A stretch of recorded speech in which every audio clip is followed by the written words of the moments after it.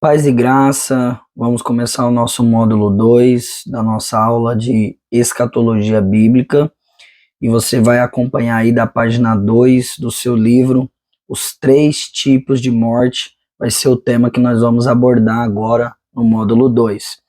Então nós entendemos por morte a morte espiritual, a física e a morte eterna. Então, para compreender isso de maneira clara, nós vamos estar analisando na Bíblia Sagrada, começando por Gênesis, capítulo 2, versículo 7, primeiro livro da Bíblia. Olha o que diz: Então o Senhor modelou o ser humano do pó da terra, feito de argila, e soprou em suas narinas o fôlego de vida, e o homem se tornou um ser vivente. Continuando no capítulo 2, versículo 16 e 17. O Senhor Deus ordenou ao homem. Então é uma ordem direta de Deus. Coma livremente de qualquer árvore do jardim, mas não coma da árvore do conhecimento do bem e do mal, porque no dia em que dela comer, certamente você morrerá. Então existia um único mandamento, uma única ordem. Esta ordem era comer livremente de qualquer árvore do jardim, mas não podia se comer da árvore do conhecimento do bem e do mal. Por quê? Porque no dia em que dela comer, certamente você morrerá. Então Deus deu uma ordenança a Adão. Adão foi a coroa da criação. Deus fez um jardim no Éden e colocou Adão, então, nesse jardim que foi criado para Adão, né? Então, existia o Éden e existia um jardim que Deus criou no Éden. E Deus colocou ali Adão e deu também para ele um mandamento. Era um único mandamento. Era um só o mandamento. Não comer da árvore da ciência do bem e do mal. E existia uma penalidade, porque no dia em que dela comer, certamente você morrerá. Aqui Deus está falando de uma morte. E conforme nós vamos ler a Bíblia, nós vamos entender que aqui aconteceu primeiro a morte espiritual, para depois entrar também a morte física, através da desobediência de Adão, ok? Mas por que então primeiro aconteceu a morte espiritual? Porque a morte espiritual nada mais é do que a separação de Deus e do homem. É quando o homem se separa de Deus através da iniquidade, através do pecado. Então aqui Adão, ele era perfeito, assim como Deus era perfeito, Adão também foi feito perfeito. Adão não foi gerado por nenhuma mulher, ele foi feito, né, da terra, do pó da terra. Deus o modelou, Deus soprou o fôlego de vida em suas narinas e Adão foi feito uma alma vivente. Porém, Adão, ele tinha uma ordenança, era um único mandamento a ser obedecido: comer de todas as árvores, e o homem, é claro, foi chamado para comer da árvore da vida. Porém, o homem escolheu desobedecer a Deus. Era um único mandamento para se obedecer, e o homem, infelizmente, deu ouvidos aí à sua mulher, né? E comeu também do fruto, desobedecendo a palavra de Deus. Então nós vamos ver aqui em Gênesis 3, versículos 6 ao 7, como ocorreu a queda da raça humana.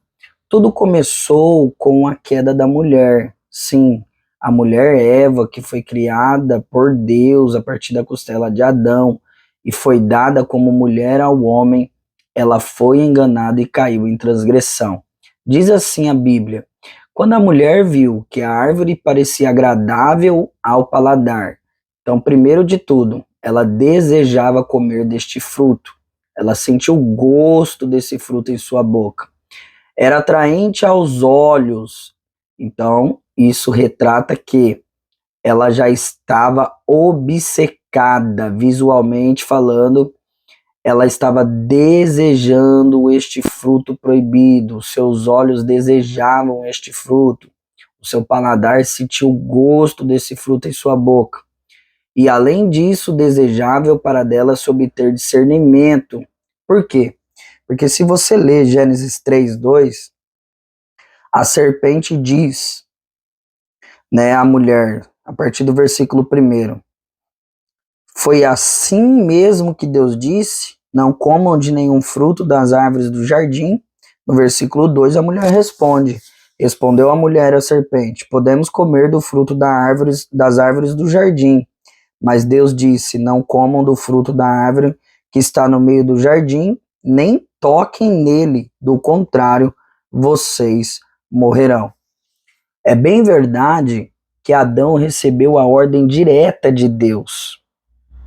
Sim, nós acabamos de ler no primeiro módulo aqui, no primeiro slide, que Adão recebeu a ordem direta de Deus para não comer do fruto. Mas perceba que Eva também sabia dessa mesma ordem. Ela sabia. Olha o que ela responde à serpente. Mas Deus disse: não comam do fruto da árvore que está no meio do jardim, nem toquem nele, do contrário vocês morrerão.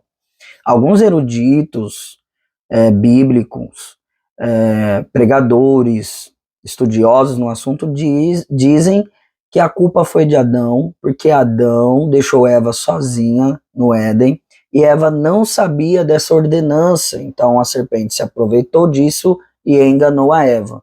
Mas, dentro do texto e do contexto, como a gente gosta de dizer, de Bíblia aberta fica mais fácil se entender a Bíblia, porque a Bíblia se revela a si mesma.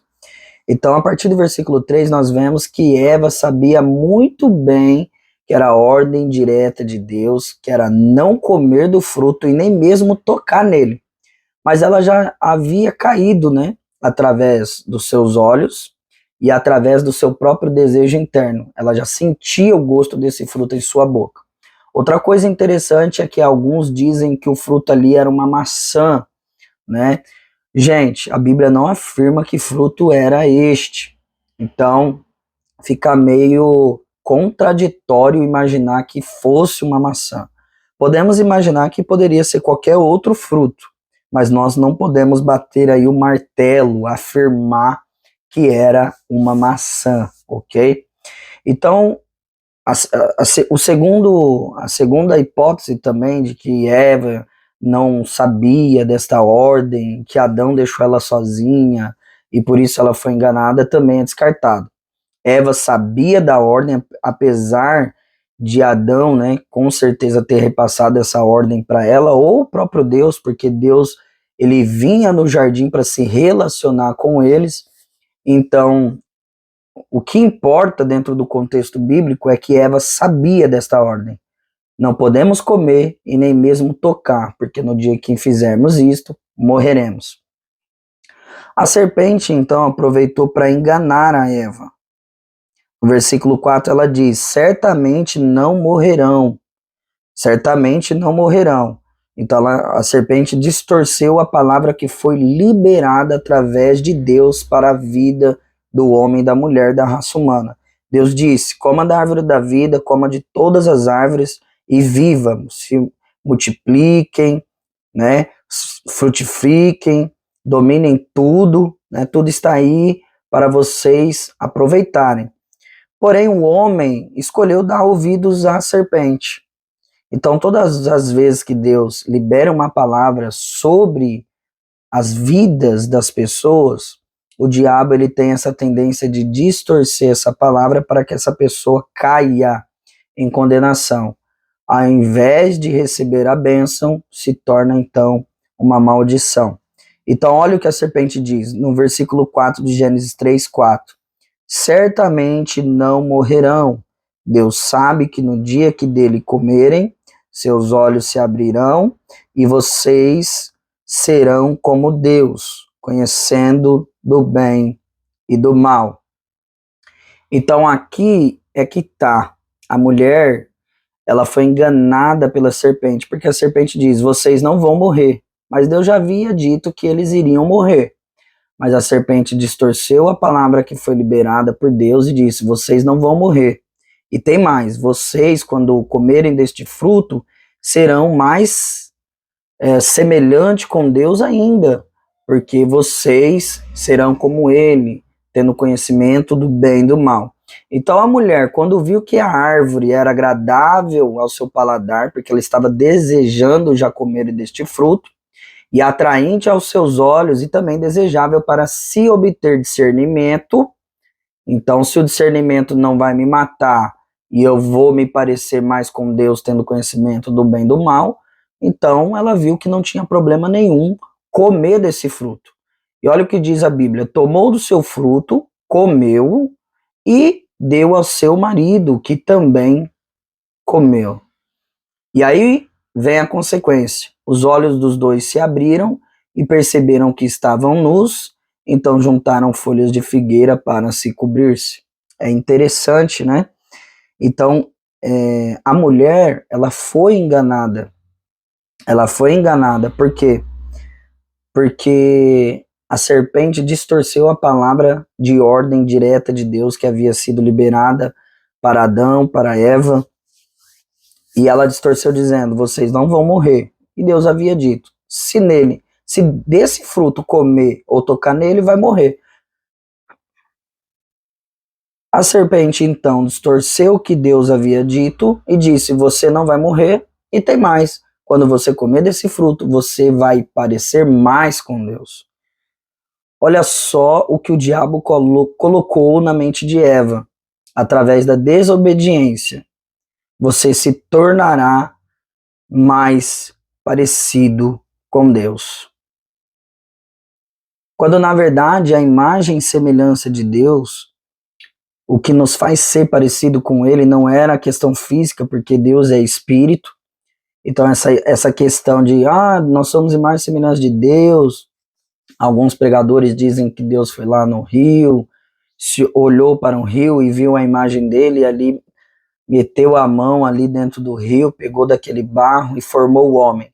É uma história até interessante, né? Porém, não é bíblica.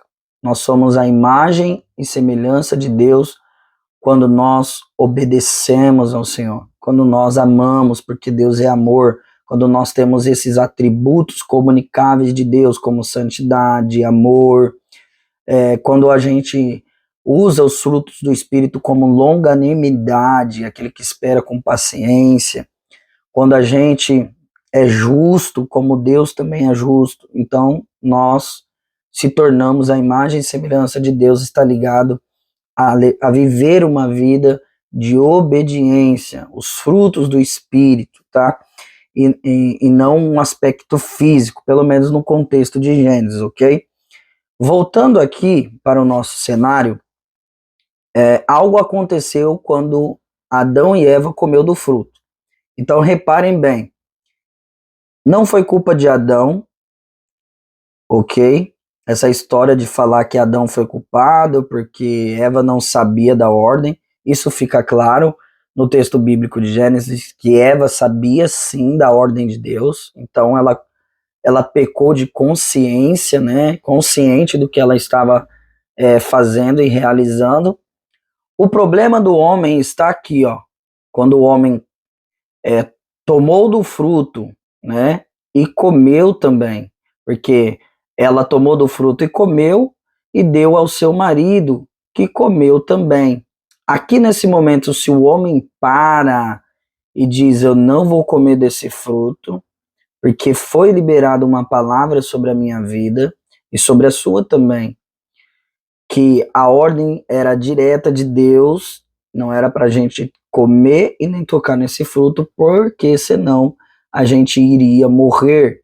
Então, dali, Deus iria fazer alguma coisa. Alguns eruditos bíblicos dizem que Deus poderia formar uma nova mulher para Adão, mas dentro de um conceito bíblico sobre o casamento, eu acredito que através de Adão, a sua esposa seria remida. É claro que isso ia entrar dentro da misericórdia de Deus e do perdão de Deus, ok?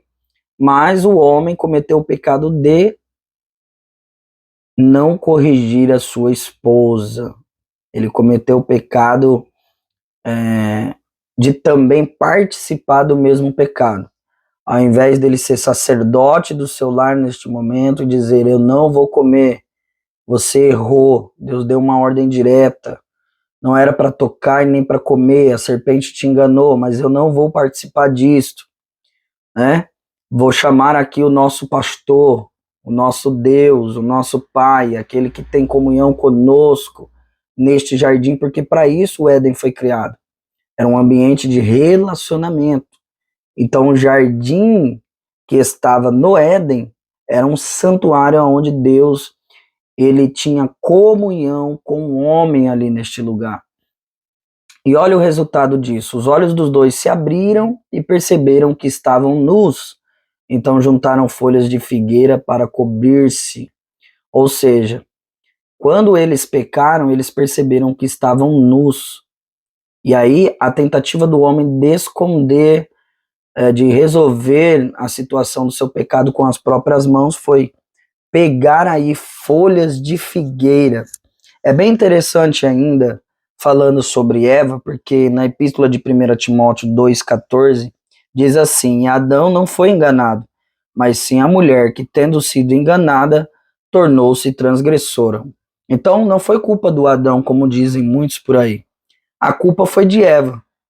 Adão teve sua responsabilidade porque no momento que era para ele ser o cabeça do lar, o sacerdote do lar, o chefe de família, era para ter naquele momento corrigido a sua esposa, levado ela ao arrependimento através dessa palavra de correção e ter expulsado esse Satanás no nome de Jesus. Todavia, Adão comeu junto com Eva, então assim os dois pecaram contra o Senhor, desobedecendo as suas ordens. A consequência foi o que então? A consequência foi a morte espiritual. E eles não morreram fisicamente, não no momento, não na hora. O que aconteceu primeiro foi a morte espiritual. Por que primeiro foi a morte espiritual? Porque o que manda no mundo material é o espiritual. Então, primeiro veio a morte espiritual e depois da morte espiritual, então veio também a morte física, porque o homem vivia eternamente. É por isso que o homem comia da árvore da vida, para ele viver eternamente. Então, sempre ele deveria comer da árvore da vida. E o jardim do Éden era um santuário onde ele se relacionava com Deus, onde ele tinha intimidade com Deus, tanto Adão como Eva. E através desse relacionamento com Deus, eles se alimentavam da árvore da vida e viveriam eternamente. A imagem de Deus, né? Deus é eterno e fez também o homem e a mulher para serem eternos, ok? Então aqui, quando eles pecaram, então entrou aí a transgressão, entrou o pecado. É interessante que se a gente for olhar na Bíblia, em Gênesis 2, versículo 25, quando Deus criou a partir da costela de Adão a mulher para ser sua noiva, sua mulher, sua companheira, a Bíblia diz o seguinte: o homem e a sua mulher viviam nus e não sentiam vergonha. Eles só foram sentir vergonha após o pecado, após a transgressão, se abriram os olhos de ambos, né, e perceberam que estavam nus e aí ficaram com vergonha um dos outros e também do próprio Deus, né? A Bíblia vai mencionar isso. E então juntaram folhas de figueira para cobrir-se. Isso daqui é a tentativa do homem de resolver com as suas próprias mãos, com os seus próprios méritos, a questão do pecado, tá? E aí vem a sentença de Deus sobre o homem, né? Então, tudo teve uma consequência. Gênesis 3,19, Deus dá a sentença para o homem: no suor do teu rosto comerás o teu pão, até que te tornes a terra, pois dela foste formado. Porque tu és pó, e ao pó te tornarás. Gênesis 3, versículo 19. E aí entra Romanos capítulo 5, versículo 12. Isso mesmo, a epístola aos Romanos que Paulo escreveu vai falar da consequência do pecado. Então entrou primeiro a morte espiritual, que foi a separação naquele momento entre Deus e o homem, né? Aquele impacto onde foi aberto os olhos do homem e de sua mulher e perceberam que estavam nus. E olha o que diz a epístola que escreveu o apóstolo Paulo, no capítulo 5, versículo 12. Portanto, assim como por um só homem entrou o pecado no mundo e pelo pecado a morte, assim também a morte passou a todos os homens, porque todos pecaram. Olha só que interessante. Então, primeiro entrou o pecado no mundo, através do quê? Da desobediência de Adão e Eva. Então, primeiro veio a morte espiritual, eles perceberam que eles estavam nus no jardim, o que era antes natural, eles estavam já nus desde o começo da criação deles, mas eles não sentiam vergonha um dos outros, por quê? Porque eles eram inocentes. Esse período é conhecido na teologia dispensacionalista como o período da inocência, a primeira dispensação, o período da inocência. Então a Bíblia fala que quando eles eram inocentes, sem pecado, puros, quando eles tinham um relacionamento com Deus, eles já estavam nus, mas não se envergonhavam. Após o pecado, após a transgressão, eles sentiram vergonha um dos outros. É isso que o pecado faz com as pessoas. Fazem as pessoas terem vergonha um dos outros, fazem as pessoas se afastarem de Deus e fazem as pessoas procurar meios para cobrir as suas próprias transgressões. Mas o único jeito de cobrir os nossos pecados, as nossas iniquidades, é através do sangue de Jesus Cristo que foi derramado na cruz do Calvário. É a única maneira, não há outro caminho, não há outro jeito e nem outra solução. Aqui nós vamos dar alguns exemplos de morte espiritual. O evangelho que escreveu Lucas, capítulo 15, versículo 24, fala da passagem do filho pródigo, que pegou sua herança, saiu de casa, gastou tudo. Depois de ter gastado tudo, ele começou a trabalhar cuidando de porcos, que era um trabalho imundo para um judeu, para um israelita, e ele desejava se alimentar com a comida que se dava aos porcos, até que ele caiu em si e voltou para a casa do pai. E quando ele voltou para a casa do pai, o pai restaurou a posição dele de filho em sua casa. E esta é a frase que o pai vai falar: este meu filho estava morto e reviveu. Aqui a morte não é física, ele está falando no espiritual, porque o filho dele estava vivo, estava perdido e foi achado. Outra simbologia se referindo à morte espiritual. Ele estava perdido, mas foi achado. Ou seja, ele voltou a ter comunhão com o pai. Esse pai aqui representa o Pai celestial e a comunhão que nós temos com ele. Estando nós ainda mortos em nossas ofensas, nos vivificou juntamente com Cristo. Pela graça sois salvos. Epístola aos Efésios 2:5. Então nós estávamos mortos em nossas ofensas, mas Cristo nos vivificou juntamente com ele através de sua morte, de sua ressurreição, do seu sacrifício. Então aqui fala que toda a humanidade estava morta em ofensas, em pecados, mas Cristo nos justificou através da sua graça. Primeira carta ou epístola de Timóteo 5, versículo 6 diz: a que se entrega aos prazeres, mesmo viva, está morta. Aqui fala da prostituição. Aqui está, apesar de estar viva fisicamente, mas está se entregando aos prazeres carnais, a prostituição, está na verdade morta. Aqui é a morte espiritual, porque a morte espiritual é a separação, né, que existe entre a pessoa e Deus. Por quê? Devido à iniquidade. Pecado é uma coisa. Pecado é quando a pessoa comete o pecado, ela perde perdão, se arrepende, deixa, alcança misericórdia. Iniquidade é quando a pessoa já está na prática e não abandona essa prática. Então, não é mais pecado, vira iniquidade. Nós sabemos que passamos da morte para a vida. Aqui fala da morte espiritual para a vida com Deus, a comunhão com Deus. Porque amamos os irmãos, e quem não ama seu irmão permanece na morte. Primeira Epístola de João 3,14. Conheço as tuas obras. Aqui é uma fala de Jesus Cristo, hein? Conheço as tuas obras, que tem nomes de que vives, mas está morto. Apocalipse, capítulo 3, versículo 1. Então, aqui temos exemplos da morte espiritual. essa morte espiritual foi o que aconteceu com Adão e com Eva quando eles comeram do fruto, então proibido por Deus. Continuando ainda falando da morte espiritual, nós vamos usar o exemplo ainda de Adão. Fisicamente, Adão morreu com 930 anos. Isso mesmo, Gênesis 5, versículo 5. A Bíblia fala que fisicamente Adão morreu com 930 anos. Então, o que aconteceu quando ele comeu do fruto? Ele morreu espiritualmente.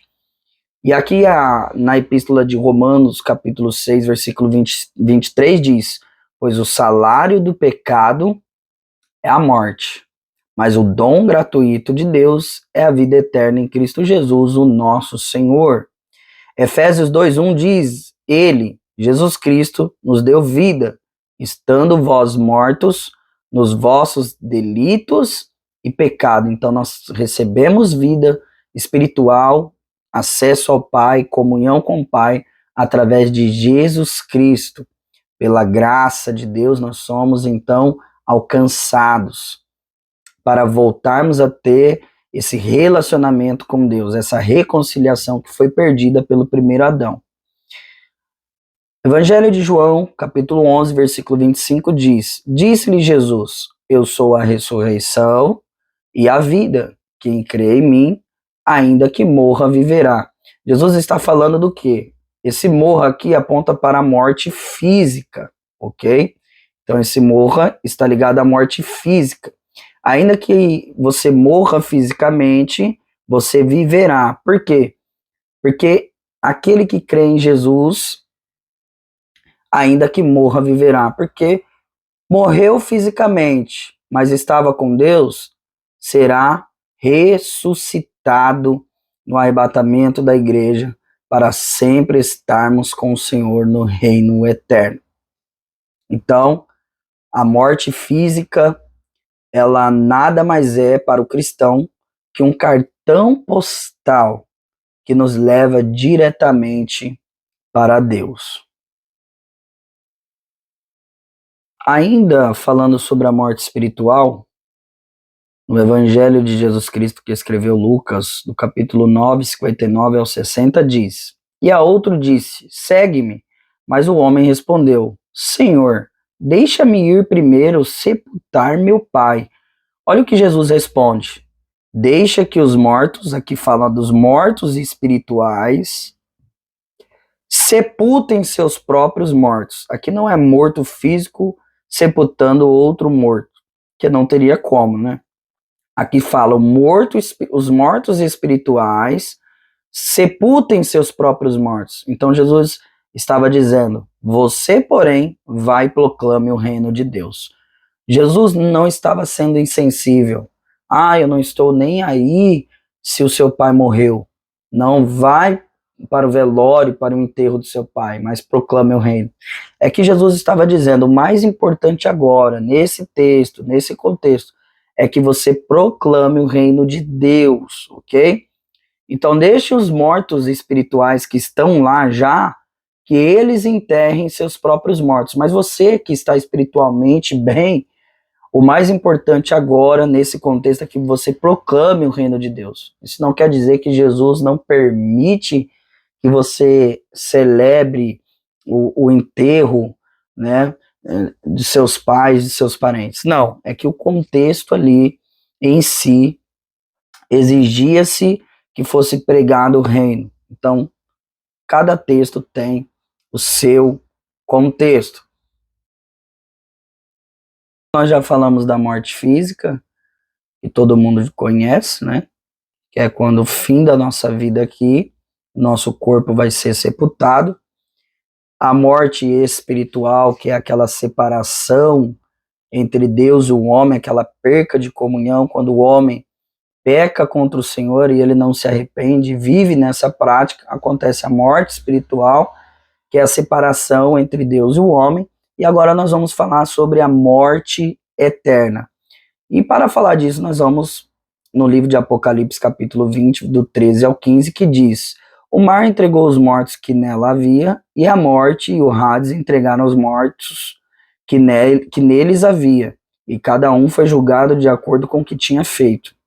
Então a morte e o Hades foram lançados no lago de fogo.